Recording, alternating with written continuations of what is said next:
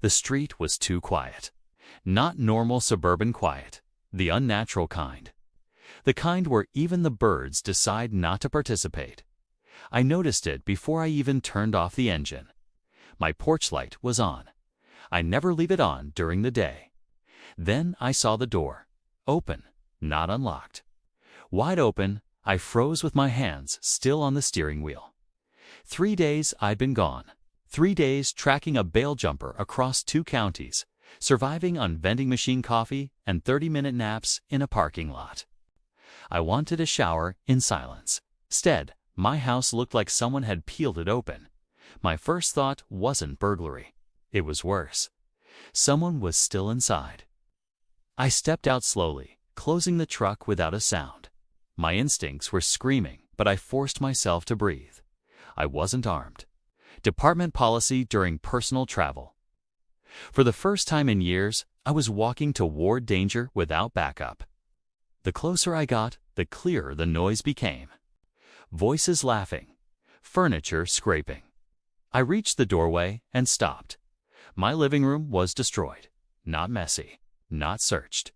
Destroyed, couch cushions sliced open. TV unplugged and face down. Drawers dumped in piles like trash sorting. And standing in the center of it was my HOA president, Brenda Kensington. Perfect hair, perfect makeup, perfect smile. Like she was hosting a home tour. Behind her stood 4 men in navy shirts with bright yellow patches. Community Patrol Unit. Plastic badges, zip ties on their belts. One of them was holding my framed wedding photo upside down. Brenda clapped her hands when she saw me. "Oh good, you're back. We needed you to sign the violation acknowledgement." I didn't answer. My brain hadn't caught up yet. "What happened here?" I asked quietly. She gestured proudly around her. "We conducted a compliance inspection." One of the patrol guys added, "You had locked storage areas. Suspicious behavior." Then I saw my office. The metal document safe, the one bolted to the floor. Pried open, my stomach dropped. "Where is my wife?" Brenda waved casually toward the kitchen. She became emotional and interfered. We had to restrain her briefly. The sentence didn't even register fully. I walked past them. The kitchen chair was tipped over. Sarah sat on the floor, wrists red where someone had held her. Her phone lay shattered beside the counter. She looked up at me. "They wouldn't leave," she whispered. "They said the HOA outranks police jurisdiction." Something inside my head went completely silent. Not anger, not panic, just clarity. "What did they open?" I asked. She pointed toward the office. The big cabinet. I told them it was government property. She said she didn't believe me. I nodded once. Then I went back to the living room. Brenda was still smiling. "Now, about your vehicle violation and the unauthorized flag." I interrupted her. "Did you live stream this?" Her smile widened proudly. Transparency builds community trust. One of the patrol guys chuckled. Neighborhood group loved it. Over 200 viewers. I took out my phone and dialed one number. I didn't raise my voice. "This is Special Enforcement Officer Arthur Mitchell. I need immediate response at my residence. Active scene compromise involving protected records." Silence. Brenda blinked. "Protected what?" I looked directly at her. "You broke into secured federal evidence storage." The color drained from her face. Nobody spoke. I continued calmly. "You also detained a federal employee's spouse and destroyed communication equipment while broadcasting the scene online." One patrol guy whispered, "Brenda, maybe we should." Sirens echoed in the distance. I held her gaze. "You didn't raid a homeowner. You interfered with an active federal investigation." And for the first time since I'd met her, Brenda Kensington looked afraid. The sirens stopped outside my house one by one. County police first, then 2 unmarked SUVs, then a 3rd vehicle I recognized immediately. Brenda noticed it too. Her confidence didn't disappear all at once. It cracked in stages. First confusion, then uncertainty. Then the moment she realized nobody was talking to her anymore. Officers stepped inside and walked straight past her. Straight to me. Agent Mitchell, one asked. Yeah? I pointed toward the office. Evidence storage compromised. Multiple civilians accessed secured materials. Live stream broadcast. An officer immediately began photographing everything. Another collected the broken phone from the kitchen. Behind me, Brenda laughed nervously. Hey, this is getting ridiculous. We're just a homeowners association. We have inspection authority. No one acknowledged her. That's when she made the worst decision possible. She pulled out her own phone and started recording.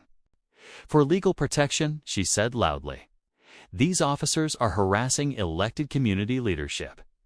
The detective finally turned toward her. "Ma'am, put the phone down." "I have rights." "You do," he said calmly. "But you've already waived several of them." She frowned. "What does that mean?" I answered. "It means the live stream you proudly created documented forced entry, unlawful detention, and evidence tampering." One of her patrol volunteers tried slipping toward the door. He didn't make it 2 steps before a deputy stopped him. Nobody left, nobody spoke. Except Brenda. She kept talking, because she still thought this was about bylaws. You people don't understand. Our community standards legally override. The detective cut her off. "Ma'am, you raided a house because of a pickup truck." Silence fell over the room. Then came the line that finally broke her confidence. "We're going to need the login to that neighborhood page." Her smile vanished. 2 days later, Brenda sent an emergency HOA notice. Mandatory community meeting. Legal clarification regarding misinformation. She thought she could fix it publicly. She thought she could control the narrative. That was exactly what we were waiting for. The clubhouse was packed. Nearly every resident showed up, mostly because they'd watched the raid live. People whispered as I walked in with Sarah beside me. Brenda stood at the front with a printed speech. She looked tired but determined. "Neighbors," she began. "Recent events have been exaggerated by an individual attempting to intimidate our association." The doors opened behind her, not loudly, just enough. Every head turned. 6 officers walked inside. Behind them, 2 federal investigators. Brenda stopped speaking. I didn't. I walked to the front. "Go ahead," I said calmly. "Finish your statement." She stared at me. "You're trying to scare people?" "No," I replied. "You already did that yourself, online." One investigator connected a laptop to the projector mounted on the wall. Her own live stream appeared on the big screen. The room filled with audio. Her voice, her orders. Her laughing while my office was pried open. Her telling my wife the HOA outranked police authority. Gasps spread through the crowd. Someone in the back muttered, "You told us he abandoned the house." The investigator paused the video on the moment the cabinet opened, then addressed the room. "The documents shown here were part of an active protection case. Broadcasting them publicly triggered emergency relocation procedures." Murmurs turned into anger. Neighbors weren't whispering anymore. They were staring at Brenda. She stepped back. This is harassment." The detective spoke. "No, ma'am. This is evidence." An officer approached her. She looked around for support. No one moved. No one defended her. The same neighbors who once applauded her enforcement now avoided eye contact. Her voice shook. "I was protecting property values. Lives over a parking complaint." The officer gently took her wrists. She didn't resist. She just looked confused, like the world suddenly stopped obeying her rules. As she was escorted out, the room stayed silent. No cheers, no applause. Just the sound of consequences. 1 month later, the HOA was dissolved and restructured. The fake patrol unit disappeared overnight. 3 civil lawsuits were filed by residents. Sarah got a new phone. My door got a stronger lock. And the neighborhood. Much quieter now. Sometimes power doesn't collapse in a dramatic moment.